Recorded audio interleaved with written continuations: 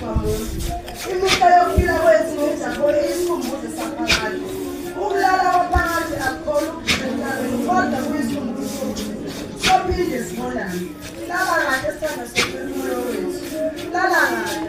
Esumuzeni semihla yentokozo. Esiyintokozo ukukhumbula wena. uNkulunkulu uyafa aphinde athathe. Kodwa wena akathathanga ezinhlizweni zethu. Labe sabona esikhathini kaCala